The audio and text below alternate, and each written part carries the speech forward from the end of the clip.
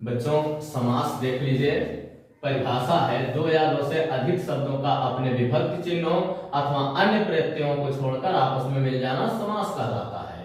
ये निम्नलिखित प्रकार के कई प्रकार के होते हैं बच्चों, लेकिन हाई स्कूल तक केवल 6 समास की जरूरत होती है। ठीक है, वो 6 समास आपको पढ़ाया जाएगा। तमाम समास होते हैं वो आप लोग जितने आगे बढ़ेंगे आप लोग जो है अपना पढ़ते रहेंगे। चलिए देखते हैं, पहला है अव्ययी भाव, अव्ययी भाव। दूसरा द्विगु समास, द्विगु समास। तीसरा है द्वंद्व समास, द्वंद्व समास। चौथा है कर्मधारय, कर्मधारय। पांचवा है बहुव्रीहि समास, बहुव्रीहि समास, बहुव्रीहि कर्मधारय समास, ये समास। छठवां अव्ययी भाव द्विगु द्वंद्व कर्मधारय बहुव्रीहि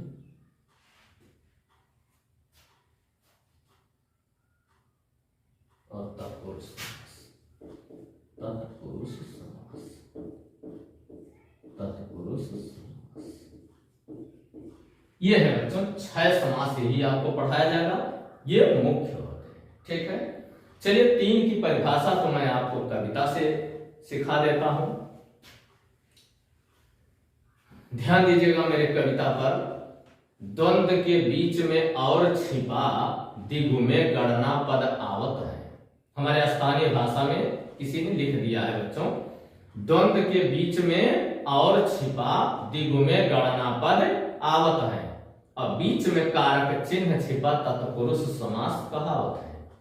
3 द्वंद्व के बीच में और छिपा, ये दिगु में गणना पद आवत है, दिगु, और बीच में कारक चिन्ह छिपा तत्पुरुष समास कहावत है। ये तीनों परिभाषा हमने बता दिया।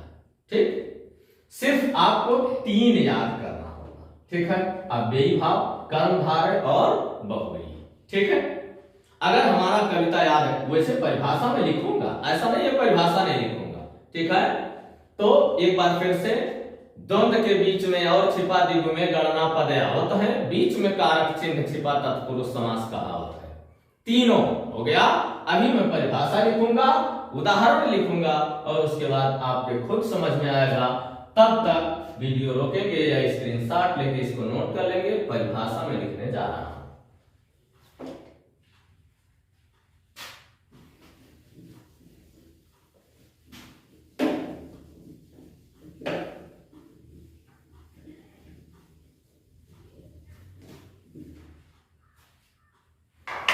कौन कौन है द्वंद्व के बीच में, थोड़ा सा ये देखिए बच्चों, जो 3 की परिभाषा मैं नहीं बताया हूं, सबसे पहले उसको मैंने लिखा है। चूंकि लिखने में लेट लगता, इसके लिए देख लीजिए, वो तीनों आपको समझा करके बता दिया जाएगा। अव्ययी भाव है, इस समास का पहला पद प्रधान होता है।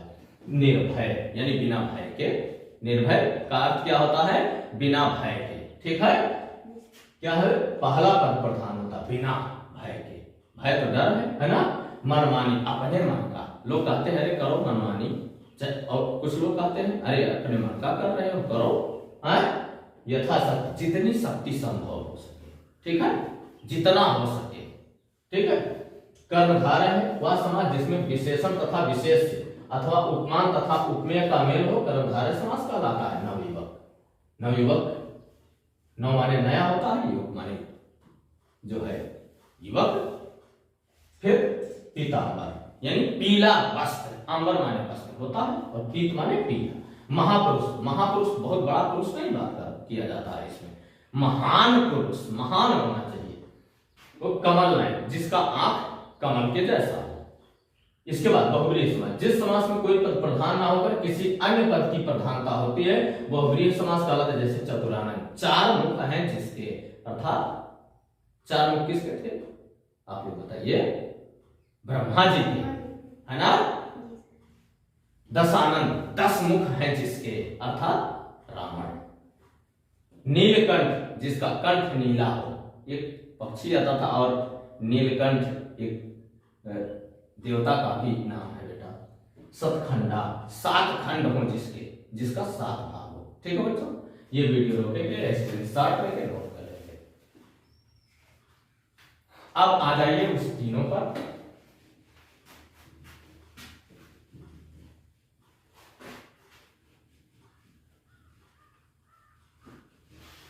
वो भी तीनों बता दिया जाए बेटा।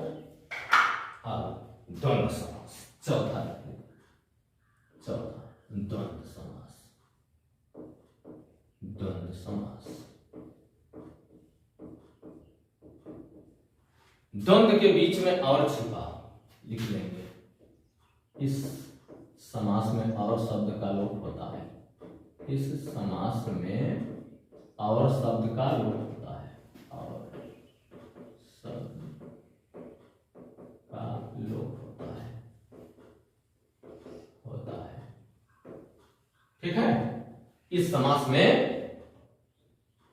और शब्द का लोप होता है। ठीक है, यानी उसमें जगह, जैसे माता पिता हम लिख देंगे, माता पिता, अर्थात माता और पिता ना, ये यहां ऐसे भाई बहन,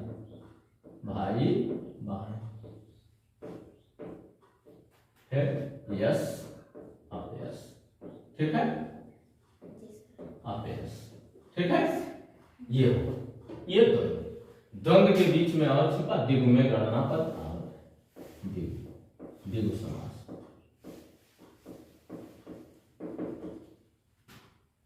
वह समास लिख सकते हैं आराम से, छोटा परिभाषा लिखेंगे, कोई दिक्कत नहीं होगी बच्चों।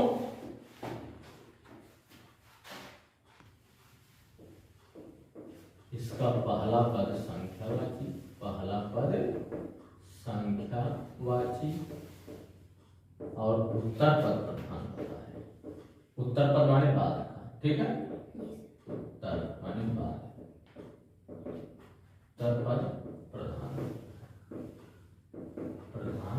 है, प्रधान होता है। जैसे चौराहा, जहां 4 रास्ते हो, चौराहा आप लोग जानते हैं, जहां 4 रास्ते हो। ठीक है,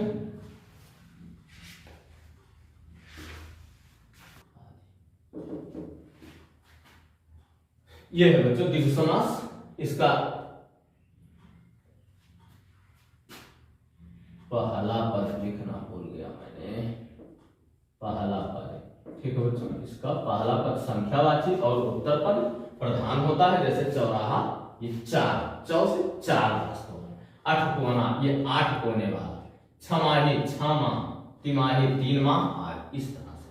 तो द्वंद्व के बीच में और छिपा दिगु में गणना पद आवत है, और बीच में कारक चिन्ह छिपा तत्पुरुष समास का आवत है। तत्पुरुष समास, तत्पुरुष समास। परिभाषा लिख देता हूं बच्चों, फिर वीडियो चालू करता हूं।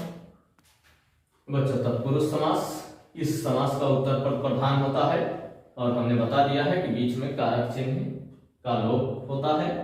जैसे राजपुत्र, यानी इसका अगर हम समास विग्रह करेंगे तो यह राजा का पुत्र होगा बच्चों, राजा का, राजपुत्र का अर्थ होगा राजा का पुत्र। देखिए इसमें और शब्द का गुण युक्त, यानी गुणों से युक्त, गुणों से युक्त। इसमें ये कारक चिन्ह कामचोर, यानी काम से चोर, काम से चोर, काम से चोर, ये वो काम से चोरी करता है। मुंह मांगा, यानी मुंह से मांगा हुआ, मुंह मांगा, लोग कहते हैं मुंह मांगा है ना, मुंह से मांगा गया, मुंह से मांगा गया। ठीक है, जो मुंह मांगा होता है, मुंह से जो आप मांग लेते हैं, मुंह मांगा, मुंह से मांगा। ठीक है, मांगा गया। ठीक है, ये वीडियो रोकेंगे, स्क्रीनशॉट लेके नोट कर लेंगे बच्चों। समास आपका पूरा हुआ। इसके बाद अगला कल की वीडियो में जो पढ़ाया जाएगा, सोचा जाएगा, वैसे प्रयास रहेगा हमारा कि देखा जाएगा अगले वीडियो में। बात करते हैं।